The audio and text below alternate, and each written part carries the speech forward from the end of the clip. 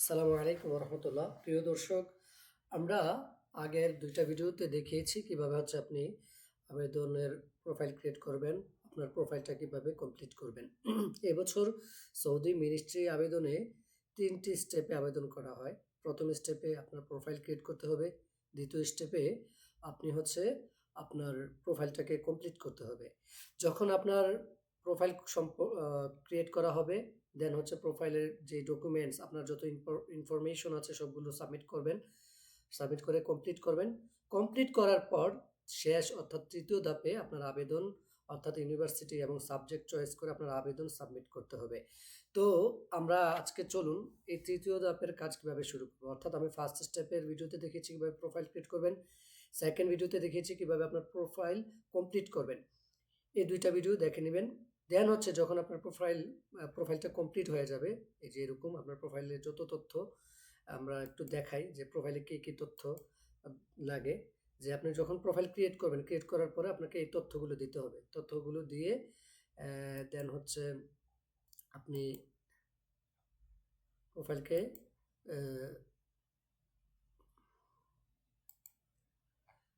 Complete করতে হবে। এই যত তথ্যগুলো চাচ্ছে আমরা দ্বিতীয় ভিডিওটা দেখে নেবেন। প্রোফাইল কমপ্লিট করার পর অ্যাপ্লাই ফর প্রোগ্রাম এভাবে করতে হবে। যখন আপনার প্রোফাইল কমপ্লিট হয়ে গেল, তখন আবার শেষ ধাপ অর্থাৎ এই সাবজেক্ট এবং ইউনিভার্সিটি চয়েস। সাবজেক্ট এবং ইউনিভার্সিটি চয়েস করার জন্য আমাকে এই এই রেজিস্টার নাওয়ে যেতে হবে। রেজিস্টার নাওয়ে যাওয়ার পর এরকম এই ইন্টারফেসটা আসবে। তো আপনি কিভাবে সাবজেক্ট চয়েস করবেন? প্রিয় শিক্ষার্থীবৃন্দ, আপনি কোন আপনি যদি ধরেন ব্যাচেলরের আবেদন করেন, তাহলে আপনি যে এখানে ব্যাচেলর সিলেক্ট করবেন। যদি আপনি মাস্টার্সের আবেদন করেন, তাহলে এখানে মাস্টার্স কমপ্লিট সিলেক্ট করবেন। যদি আপনি অ্যাসোসিয়েট ডিপ্লোমার আবেদন করেন, তাহলে অ্যাসোসিয়েট ডিপ্লোমা সিলেক্ট করবেন। যদি আপনি হায়ার ডিপ্লোমাতে আবেদন করতে চান, তাহলে আপনি হায়ার ডিপ্লোমা কী করবেন? সিলেক্ট করবেন। অর্থাৎ আপনি যেই প্রোগ্রামের জন্য আবেদন করতে চান সেই প্রোগ্রামটা সিলেক্ট করবেন। যেমন ধরেন আমি মাস্টার্স প্রোগ্রামে আবেদন করব, তো মাস্টার্সটা ক্লিক করলাম। দেন দেখেন এখানে কিন্তু আপনি শহর অনুযায়ী ইউনিভার্সিটি সার্চ করতে পারবেন, অথবা ইউনিভার্সিটির নাম দিয়ে ওই ইউনিভার্সিটিতে আবেদন করতে চান, যেমন ধরেন Umm al Qura, Medina university, King Saud, Taif university, এভাবে নাম দিয়েও আপনি যে আমি ইউনিভার্সিটি খোঁজ করব, ওইভাবে আপনি সার্চ করতে পারবেন। অথবা আপনি যে ফুল ফান্ডেড স্কলারশিপ দিয়ে যতগুলো ফুল ফান্ডেড আছে সবগুলো আসবে, অথবা পার্শাল, অথবা আপনি যেমন ধরেন আমরা অল সিটিজ দেখাই যে কোন কোন শহরে ইউনিভার্সিটিগুলো আছে, আপনি এখন যেটা সিলেক্ট করেন ওই শহরেরগুলো আসবে। অথবা আপনি সিটি, এই যে আপনি সিটি অনুযায়ী কী করবেন সব সিলেক্ট করতে পারবেন। অথবা আপনি স্কলারশিপ, কোন টাইপের স্কলারশিপের জন্য আবেদন করবেন, আপনি কি ফুল স্কলারশিপ, নাকি পেইড স্কলারশিপ, না পার্শাল স্কলারশিপ, কোন স্কলারশিপের জন্য আপনি আবেদন করতে চান। এরপর ল্যাঙ্গুয়েজ, মানে আপনি কোন ভাষায় পড়তে চান, কি ইংরেজি ভাষাতে নাকি ইংলিশ ভাষা, বাকিগুলোর নাই, ঠিক আছে। ইংরেজি অথবা আরবি, এই দুইটার কোনটায় আপনি এই প্রোগ্রাম আপনি এই দেশে পড়াশোনা করতে চান, ইংলিশ মিডিয়ামে পড়াশোনা করতে চান নাকি অ্যারাবিক মিডিয়ামে, তো এটা সিলেক্ট করবেন। আমি আপনাদেরকে বলবো ভাষা বিষয়টা আপনাদের এখতিয়ার, আপনারা অ্যারাবিক কিংবা ইংলিশ কোন ভাষায় পড়াশোনা করবেন সেটা আপনারা জানেন। বাকি স্কলারশিপের ক্ষেত্রে আমি সাজেস্ট করবো, এখানে আপনারা যেহেতু সবাই ফুল স্কলারশিপের জন্য আবেদন করতে আগ্রহী, ফুল স্কলারশিপটা সিলেক্ট করে দিবেন। আর এখানে অল ইনস্টিটিউশন থাকুক, এখানে অল সিটিজ থাকুক, অর্থাৎ ফুল স্কলারশিপ যতগুলো শহরে যতগুলো ইউনিভার্সিটিতে আছে এবং যত ভাষায় আছে সবগুলো এখানে আপনার শো করবে, যদি ঠিক আছে। আর যদি আপনি ইংরেজি ভাষা সিলেক্ট করে দেন, তাহলে ইংরেজি ভাষায় যত ফুল স্কলারশিপ আছে এগুলো সিলেক্ট করবে।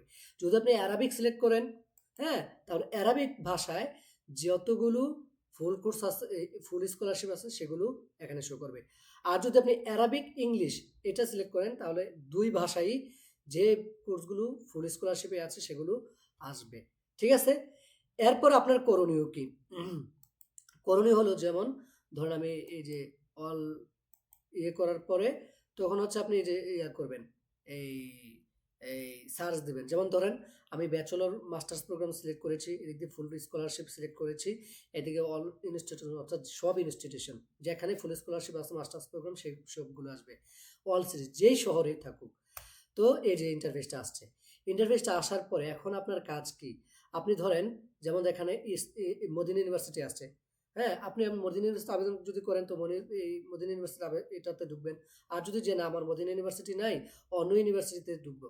তাহলে এই যে দেখেন নেক্সট আছে। আপনি নেক্সট করে আপনার কাঙ্ক্ষিত যে ইউনিভার্সিটি আছে, ওই কাঙ্ক্ষিত ইউনিভার্সিটিতে আপনি কি চলে যাবেন। ঠিক আছে? এভাবে কিন্তু আপনি আবেদন করতে পারবেন।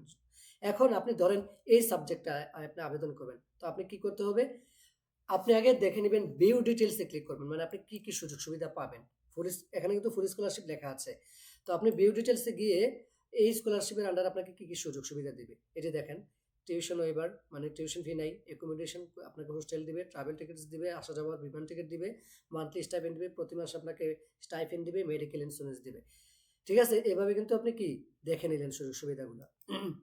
এরপরে ধরেন এই সাবজেক্টে আপনি ক্লিক করুন, আবেদন করবেন। তো এই সাবজেক্টে আবেদন করতে হইলে রিকোয়ারমেন্ট কি?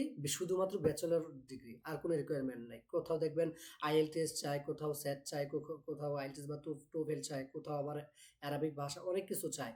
তো যদি রিকোয়ারমেন্টের মধ্যে আপনার যে রিকোয়ারমেন্টগুলো যদি দেখেন যে আপনার প্রোফাইলের সাথে ম্যাচ করে, তখন হচ্ছে আপনি যে এখানে আই কনফার্ম, তখন অনেক ক্ষেত্রে আই কনফার্ম এই লেখাটা থাকে না। যদি থাকে আই কনফার্ম এটার মধ্যে ক্লিক করবেন।